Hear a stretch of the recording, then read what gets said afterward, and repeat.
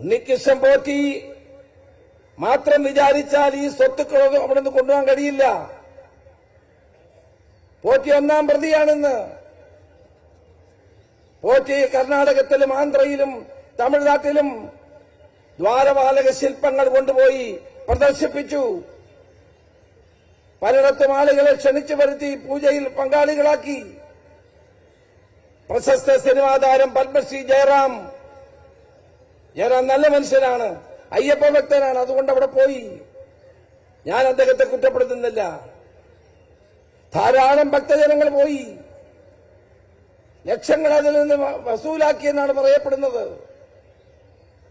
തിരിച്ചു കൊണ്ടുവന്ന ദ്വാരപാലക ശില്പങ്ങൾ ചെമ്പായിരുന്നു എന്നാണ് പിന്നീട് അറിയാൻ കഴിയുന്നത്. എത്ര കിലോ സ്വർണമാണ് അതിൽ നിന്ന് അടിച്ചു മാറ്റിയത്? ഉണ്ണികൃഷ്ണൻ പോറ്റി മാത്രം വിചാരിച്ചാൽ ഇത് അടിച്ചു മാറ്റാൻ കഴിയുമോ? അത് കഴിഞ്ഞപ്പോഴാണ് ഇപ്പോൾ അറിയുന്നത് ചെമ്പ് അവിടുത്തെ കതവ് കാണാനില്ല, സ്വർണത്തിൽ പൊതിഞ്ഞ കതവ് കാണാനില്ല, സ്വർണത്തിൽ പൊതിഞ്ഞ കട്ടിള കാണാനില്ല. പ്രിയപ്പെട്ടവരെ, ഇതെല്ലാം കൊണ്ടുപോയത് ആരാണ്? പിന്നീട് അറിയുന്നു ദേവസ്വം ബോർഡിന്റെ പ്രസിഡന്റിന്റെ മകനാണ് യോഗദണ്ഡ്.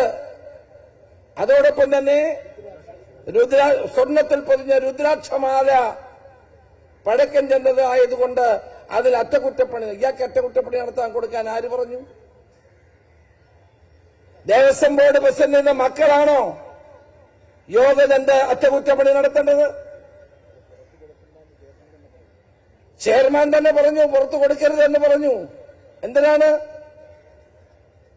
സ്വന്തം മകനെ കൊണ്ട് ഇത് ജയിച്ചതിന്റെ പിന്നിലുള്ള കാര്യം എന്താണ്? ഈ അടുത്ത സമയത്താണ് ഏറ്റവും വലിയ സമരമുണ്ടായത്. കോട്ടയത്തെ ഏറ്റുമാനൂർ എന്ന പ്രശസ്തമായ മഹാദേവർ ക്ഷേത്രത്തിൽ 7.5 പൊന്നാനയുണ്ട്. 7.5 പൊന്നാനപ്പുറത്താണ് ദേവൻ എഴുന്നള്ളിച്ചു വരുന്നത്. ആ 7.5 പൊന്നാന ഇതുപോലെ അടിച്ചുകൊണ്ടുപോകാൻ നോക്കി. അന്ന് ജനങ്ങൾ സംഘടിച്ചു, ഭക്തജനങ്ങൾ സംഘടിച്ചു. ഒരടി മുന്നോട്ട് കൊണ്ടുപോകാൻ സമ്മതിക്കില്ല എന്ന് ഏറ്റുമാനൂരിലെ ഭക്തജനങ്ങൾ പറഞ്ഞതുകൊണ്ട് മാത്രമാണ് ഏറ്റുമാനൂരിലെ 7.5 പൊന്നാന അവിടെയുള്ളത്. അല്ലെങ്കിൽ ഈ ഇടതുമുന്നണി ഗവൺമെന്റ് കാലത്ത് 7.5 പൊന്നാനെ ആളുകൾ അടിച്ചുകൊണ്ടുപോകുമായിരുന്നു.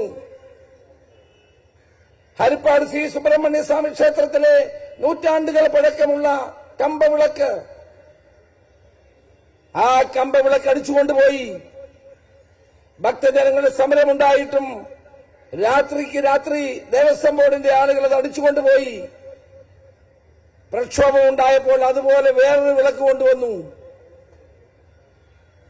ഇതെല്ലാം നടന്ന സംഭവമാണ്. കഴിഞ്ഞ ഗവൺമെന്റ് കാലത്ത് അന്ന് കടകംപള്ളി സുരേന്ദ്രനായിരുന്നു ദേവസ്വം ബോർഡ് മന്ത്രി. ആ ദേവസ്വം ബോർഡ് മന്ത്രിയെ അന്നത്തെ board chairman Shri N Vasu ഒരു ഉത്തരവിറക്കി.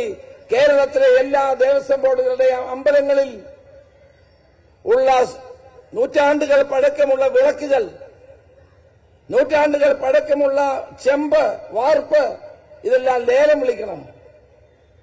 ഞാൻ അന്ന് അദ്ദേഹത്തെ വിളിച്ചു. നിങ്ങൾ എന്തിനാണ്? അദ്ദേഹം പറയും അമ്പലത്തിൽ സാറേ സ്ഥലമില്ല, ഇതെല്ലാം വിറ്റില്ലെങ്കിൽ ഇത് എവിടെ വെക്കും? ഞാൻ ചോദിച്ചു, മിസ്റ്റർ വാസു, ഇത്രയും കാലം ഈ അമ്പലങ്ങൾ ഇതൊക്കെ ഇരുന്നല്ലോ, നൂറ്റാണ്ടുകൾ പഴക്കമുള്ളതാണ് ഈ ചെമ്പാണെങ്കിലും ഉരുളിയാണെങ്കിലും വാർപ്പാണെങ്കിലും വിളക്കുകളാണെങ്കിലും ഇതെല്ലാം ആന്റിക്സ് ആണ്. ഇത് വിറ്റാൽ കോടാനുകോടി രൂപ കിട്ടും. ഞാൻ ശക്തമായി എന്ന് നിയമസഭയ്ക്കകത്ത് ഉന്നയിക്കുകയും ദേവസ്വം പ്രസിഡന്റ് കത്തെഴുതുകയും ചെയ്തതിന്റെ പേരിൽ മാത്രമാണ് ഈ സ്വത്തുക്കൾ അന്ന് ലേലം വിളിക്കാതെ അവിടെ സൂക്ഷിക്കാൻ കഴിഞ്ഞത്. ഞാൻ ഇന്നും അതോർക്കുന്ന കാര്യമാണ്. പ്രിയപ്പെട്ടവരെ, ശബരിമലയിൽ പോകുന്ന കോടാനുകോടി ഭക്തജനങ്ങളുടെ ഹൃദയത്തിലാണ് ഈ മുറിവേൽപ്പിച്ചിരിക്കുന്നത്. ദ്വാരപാലക ശില്പം അടിച്ചുകൊണ്ടുപോകുന്നു, കഥവടിച്ചുകൊണ്ടുപോകുന്നു, അവിടുത്തെ കട്ടിളപ്പടികൾ അടിച്ചുകൊണ്ടുപോകുന്നു. മാത്രമല്ല, ഇനി എന്തെല്ലാം ഇവർ അടിച്ചുകൊണ്ട് പോയിട്ടുണ്ട് എന്നുള്ളത് ജസ്റ്റിസ് ശങ്കരന്റെ കണക്കെടുപ്പ് പൂർത്തിയായാൽ മാത്രമേ നമുക്ക് അറിയാൻ കഴിയൂ.